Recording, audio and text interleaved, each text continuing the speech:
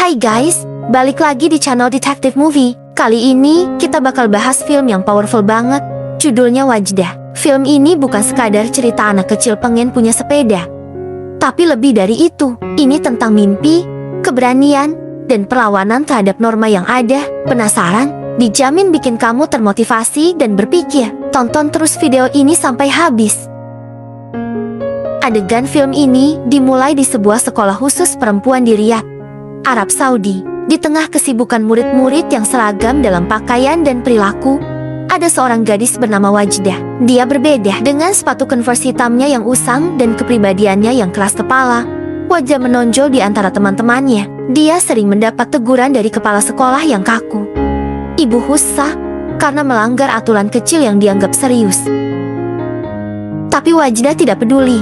Dia tahu siapa dirinya dan apa yang dia inginkan. Yang paling dia inginkan saat ini adalah sepeda hijau yang sering dia lihat di toko kecil dekat rumahnya. Sepeda itu mengilap dan tampak sempurna, tetapi ada masalah besar. Di lingkungannya, anak perempuan tidak diizinkan mengendarai sepeda. Di rumah, Wajdah tinggal bersama ibunya. Sang ibu adalah wanita cantik dan penuh kasih, tetapi hidupnya dikendalikan oleh harapan masyarakat. Suaminya, ayah Wajdah, sedang mencari istri kedua karena ibunya tidak bisa memberinya anak laki-laki. Hal ini menjadi sumber konflik di rumah, meskipun ibunya berusaha untuk menyembunyikan kesedihannya dari Wajdah.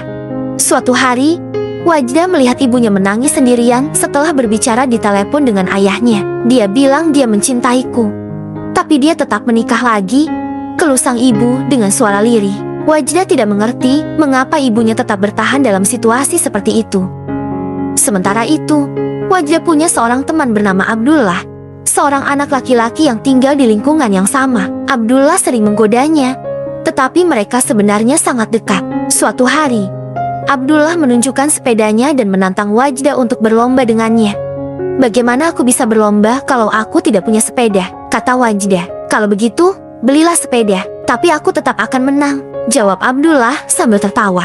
Tantangan ini menjadi motivasi bagi Wajdah. Dia memutuskan bahwa dia akan membeli sepeda hijau itu bagaimanapun caranya. Untuk mengumpulkan uang, Wajdah mulai membuat dan menjual gelang warna-warni kepada teman-temannya di sekolah. Gelang-gelang itu menjadi sangat populer, dan Wajdah mulai menghasilkan uang. Tapi usahanya tidak berlangsung lama. Ibu Hussa mengetahui tentang bisnisnya dan memanggil Wajdah ke kantor. "Apa ini? Kamu pikir sekolah ini pasar?" tanya kepala sekolah dengan nada tajam.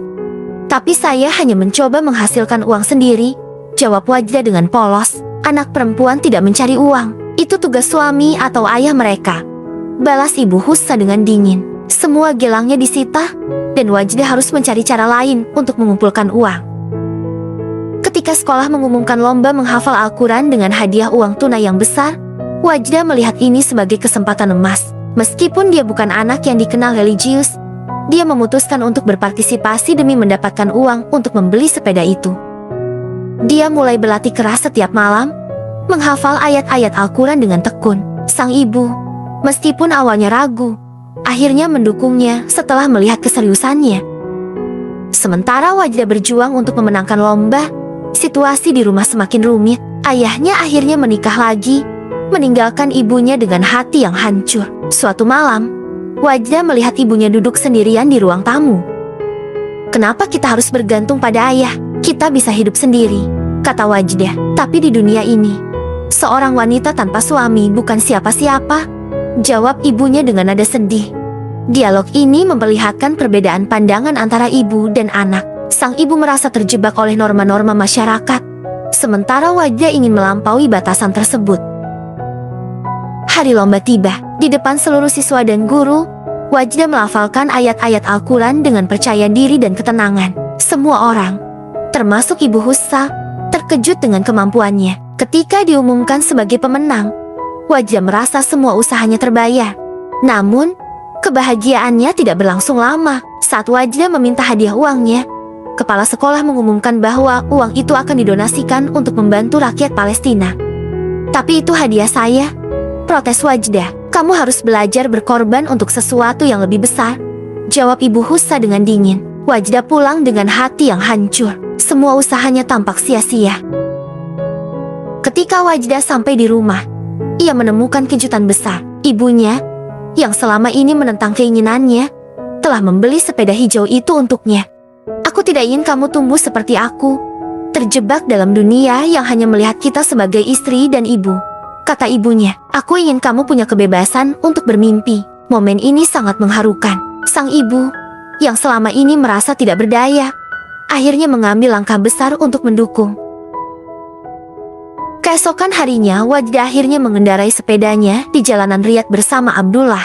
Dengan angin gurun yang menyapu wajahnya, ia merasa benar-benar bebas untuk pertama kalinya dalam hidupnya. Dari jendela rumah, ibunya melihat Wajda dengan senyuman kecil. Meskipun hidupnya penuh dengan pengorbanan, ia merasa bangga telah memberikan sesuatu yang besar untuk putrinya. Kebebasan untuk bermimpi dan memilih jalannya sendiri. Jadi, itulah alur cerita Wajda. Sebuah film yang sederhana tapi penuh makna. Film ini bukan hanya tentang seorang gadis kecil yang ingin memiliki sepeda, tapi juga sebuah perjalanan melawan norma-norma sosial yang mengekang. Wajda mengajarkan kita untuk bermimpi besar, bahkan ketika dunia mencoba membatasi langkah kita. Yang paling menarik dari film ini adalah bagaimana ia menggambarkan hubungan ibu dan anak, serta perjuangan seorang perempuan untuk memberikan kebebasan yang tidak pernah ia miliki kepada putrinya.